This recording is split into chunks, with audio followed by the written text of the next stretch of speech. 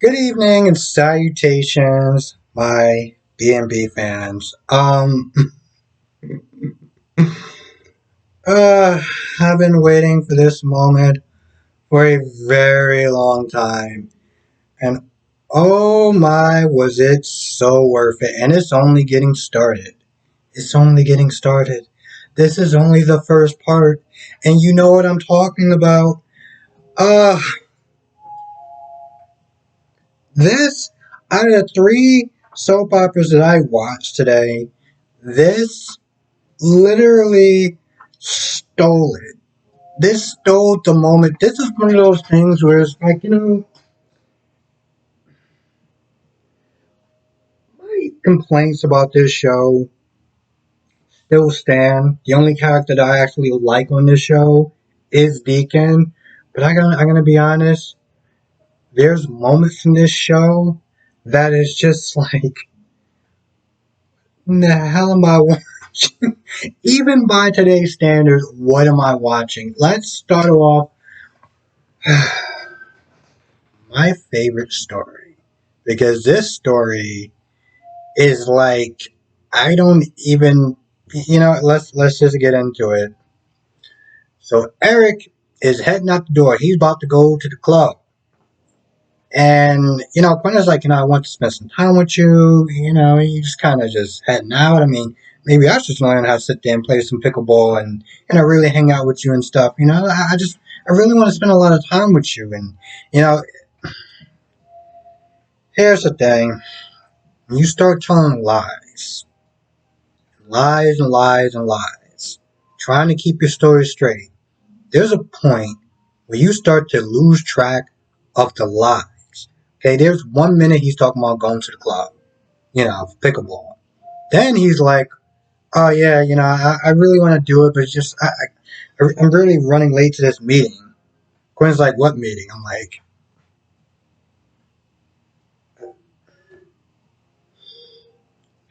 first of all, I don't condone cheating.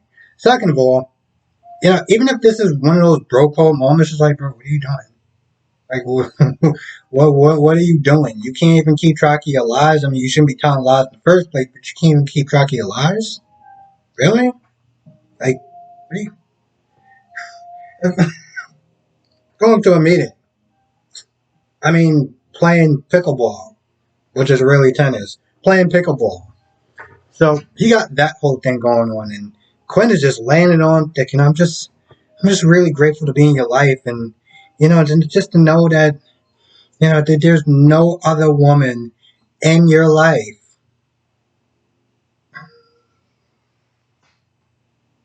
I mean, I know it was foreshadowing, but the fact that everything came down in one 18-minute episode was just epic. Okay, that's the only way I can sit there and try to describe it. It was just epic. And, you know, the look, I don't know if he's supposed to look guilty or surprised or something. I can't tell with this man anymore. But when she said, I'm just so glad that I'm the only woman. Why wouldn't you be the only woman? I mean, again, I know this is foreshadowing, but I mean, I guess you're sitting there saying that he could have just been just as spiteful as you. So, you talk for a little bit. They talk about Quinn and they talk about Carter and everything like that. Carter in Paris, and he just has to race out. He has to run. He got to be gone. Okay, this conversation is like he's already over it because he can't wait to sit there and see Donna. Okay, Donna is at Brooks' place. Sees Ridge and Katie. Talks about her new special man. I'm surprised she even said that, but she's like, I'm engaged, otherwise I would go. And she talks about this man or whatever. And then she's off.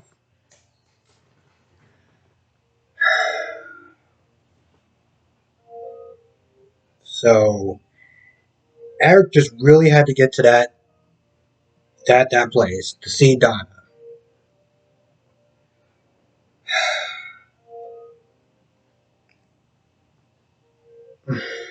When I saw Donna in that velvet, first thing I said was, uh,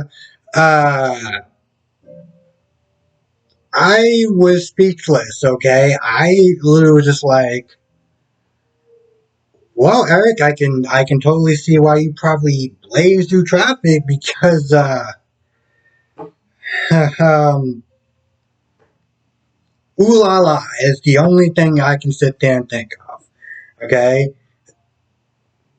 there were so many scenes where I was just like, I know I shouldn't sit there and like there's parts where they're doing this soap opera thing, they're talking about their love for each other and everything like that, and I'm just sitting there thinking, like, bro, your hands is literally.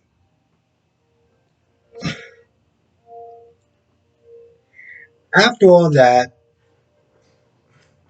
after him sitting there talking about, I feel so guilty and yada yada yada, and I don't want to be a man that lies. I'm just like, how are you even sitting there saying this with a straight face after seeing ooh la la? Okay, but he gets to a point where he literally says, "I'm gonna tell Quinn because you make me happy." So he's gonna choose Donna over Quinn. All right, that's, mind you, because Quinn, she couldn't sit there and spend time with her husband. She wanted to spend time with her daughter, which is almost the damn same age as her daughter. Whatever.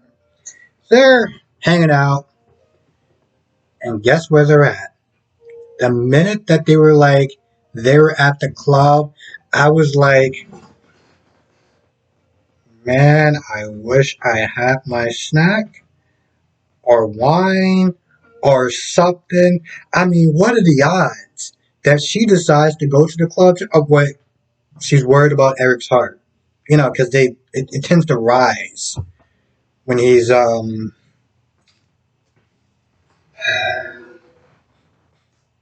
I don't even have a good joke for that. I really don't, and I don't want to be crude. So anyway, she's worried about his heart. She's like, I want to sit there and be there. And then, she talks about her affair with Carter and everything like that. And at this point, the heart monitor goes off. The heart monitor goes off. This is before he starts to engage in activities with Donna. The waiter comes around. I sent this joke to this other um, soap opera creator. I was like, can you imagine when Quinn gets to that club and asks somebody, "Hey, you heard of Eric, right?" Because that's literally what wound up happening. He's like, "Yeah, I heard of him." I'm like, I think the waiter's in on it. So, and I said this joke, I was like, can you imagine when that waiter or whoever sit there and say that this man has not touched equipment in this gym since he probably stepped in there? We had to get laugh. In reality, something similar that happens. So the heart monitor goes off, and this is after the waiter was kind of sketchy. She's like, "Where's my husband at? His heart monitor's going off. I'm worried about him. He can be having a heart attack." I guess the waiter realized that the jig was up, and that even though that Eric is probably giving some good tips or whatever, the jig is up. So the waiter's like, "Yo, he's in room so and so." They get down there. Tell me why when they're, by the way, this love scene, this kissing scene, this whatever. This was hilarious. Okay, they had '90s saxophone music. Okay, I'm just like,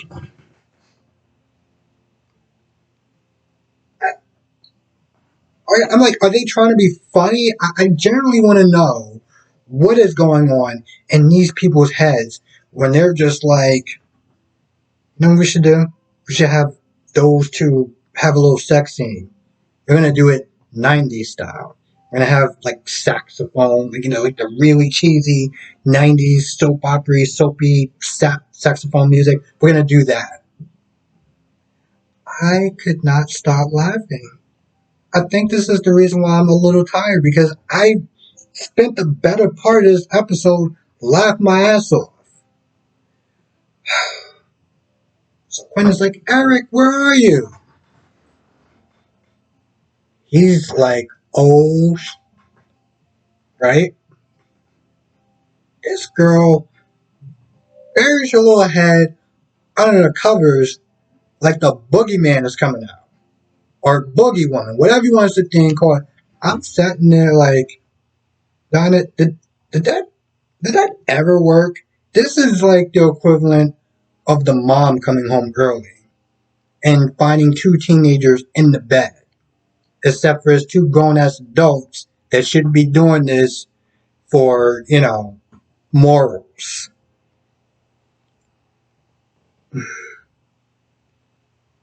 She buries her little head under the covers. They practically bust through the door. They're like, what's going on? Like, Eric is like, what are you doing here? Eric, I think you just kind of messed up. I mean, well, you've been messing up for a while, but I think you just messed up right now when you're asking, what are you doing here? What you should really be sitting there saying is, in your head, how much of my money is she going to take from this divorce? Okay? That's the questions you should be sitting there asking. You should be sitting there trying to think of ways to block Quinn from strangling the life out of Donna. Okay? That's what you should be sitting there thinking. You should be coming up with all sorts of questions in your head. Like some sort of excuses or justifications. Your first question should never be, what are you doing here? It should just be a big X. Like how they do in Family Feud? Should be just wrong answer. So after all that, pops her head up, and Quinn is like, no. And all, dramatically. And I'm just like,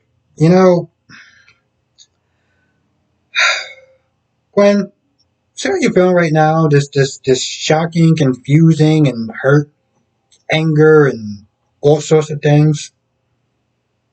Remember when dear old Eric found out you were sitting there knocking boots with good old Carter? Yeah, I'm pretty sure that's how he felt. And of course he had to sit there and, well, not have a heart attack at his age. So, just keep that in mind for at least a good 10 seconds before you decide to blast off on it. I mean, figuratively, I don't mean literally go out and. Anyway, so I can't wait for tomorrow's episode. I remember I'm sitting there and trying to get a good snack. Now let's talk about let's talk about this, whatever the hell this is. Carter's sitting there making sure the wedding is gonna be her dream wedding or whatever. I mean, seeing how you're marrying, I wouldn't sit there and say the poor girl, but seeing how you're marrying her to get over somebody else, we should probably make it a little bit special. Now, Paris walks in the room. Apparently, no one believes in traditions anymore as far as not seeing the bride or the groom, the day before the wedding. Or no, on the wedding day. On the wedding day, just like not do it because it's bad luck. Like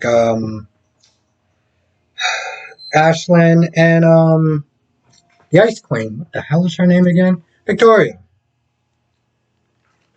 She's all like, no, I know it's bad luck, but I really want to see you.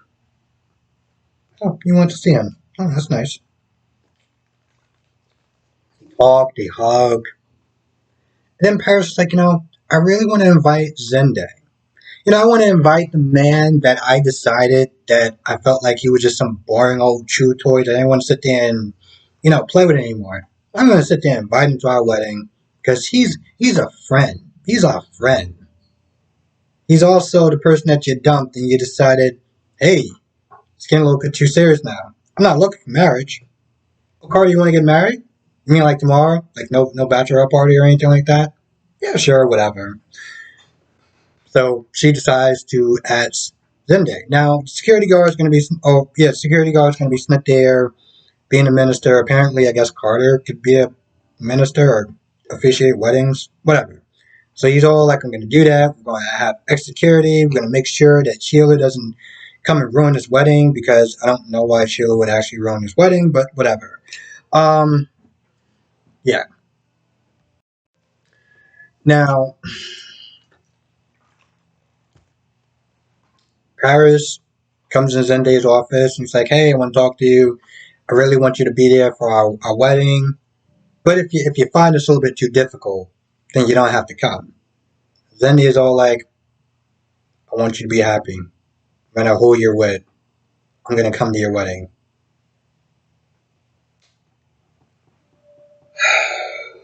Listen, I don't want to sit there and say it's not realistic. There are men and women, there are people that will sit there and stand up for you and want you happy, regardless if they're gonna be with you or not. And I admire those people. Okay? I I say that jokingly, but in reality, I do kind of admire that, and maybe I would ever get to a day where I can feel like that. I don't know if I could, but I can inspire. I can try. It's I could be a very petty person on a good day. Okay, I can't imagine somebody who actually have feelings for it to be like, yeah, I'm gonna go to their wedding. I'm gonna stand up for them, even though I had all these feelings and they dumped me for somebody else. I'm gonna sit there. That sentence doesn't even sound right coming out of my mouth.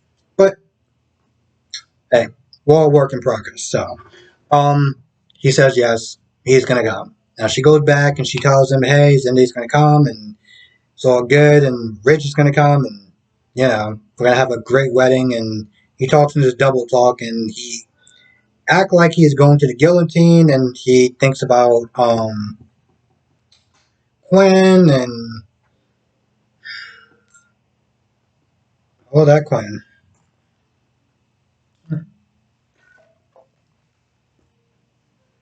So Ridge tells Katie about Carter and why he's marrying Paris. And I'm just like, bro code. Did you really have to sit there? You're supposed to be his best friend. And you just told Katie, hey, the reason why he is marrying Paris is because he can't get over Quinn. You know, my dad's wife. That we're like the same age. Yep. And, Katie's all like, oh, well, poor Paris, he doesn't deserve this. And, you got to talk some sense into him. And I was like, I don't know exactly about deserve, but you know what? I don't feel bad for her. But to be fair, I don't feel bad for him either. So, what else? Rich said he tried. Maybe he'll sit there and try again. But he did sit there and say that he's going to go to the wedding, which I could have swore I said that he probably was going to go to the wedding. Um, I feel like that's about it. I feel like that's about it. This is gonna be. I feel like that's about it. This is gonna be such a crazy episode tomorrow. And once again, I am so glad that I actually came back in time to sit there and watch all this. Okay, all that happened in 18 minutes. And honestly, to tell you the truth, all the soaps actually did a great job today. Like I genuinely enjoyed all of them. Probably enjoyed this one maybe even more than the other two because just how absurd all this was. Okay. I mean, I love my GH and I love my days, and most of the times they're usually logical. Every once in a while they go off the rails. But this one, between the saxophone music, between the, Quinn just happened to be there at the club and finding out that this man, oh, also, You know, she was sitting there talking about the pickleball. Like, oh yeah, you seen Reggie? I mean, you seen I'm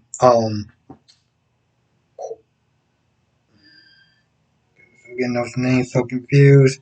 Eric, Rich, no, Eric, with pickleball, whatever. And the dude was like, yeah, that court has been closed for remodeling for a very long time. So unless you got a bunch of ghosts that's not there playing at that part of the wing, that play's been shut down for a minute. I am so glad that my joke was not that far apart. And when he said that, he was like, "Yeah, that part of the club has been shut down for a while." I laughed my ass off because she was like, "Well, if he's not at the club, if he's not playing pickleball, then what would he be doing?" I mean, bro, come on, dude is constantly going to that club every 5 minutes. And the sad part that I can sit there and joke around, okay, because this is a very absurd show. In reality, it sucks where you have to sit there and feel like you're being paranoid. That's something that nobody should sit there and have to deal with. As much as I may not exactly be a huge fan of Quinn for a bunch of different reasons. Maybe only a few.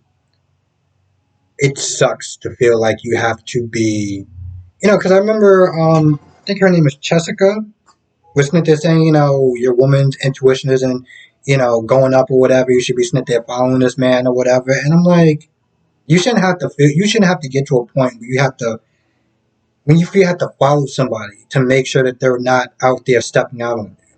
Because at that point, it's just not worth it. Okay, it is so not worth it on a mental health note. Anyway, I feel like that's about it. I don't think I really missed too much.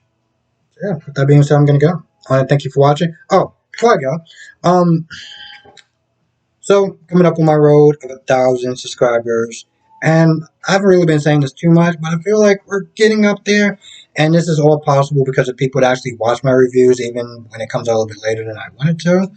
Um, and this one actually came out a little bit later than I wanted to, also because the site that I was on, it just kept messing up, and I was like, you know what, it's almost 8 o'clock, and I'm pretty sure I could watch this on Paramount Plus, so this is what I'm actually paying it for. This is what I'm actually paying that subscription fee for. So this is yeah.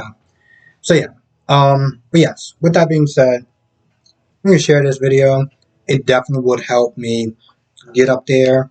And I hate saying that because I feel like every other annoying YouTuber, but I'm so close. And I can understand a little bit why they say it. So if you can do that, that really would mean a lot. With that being said, I'm gonna go. Thank you for watching, be safe, and I'll see you in the next video.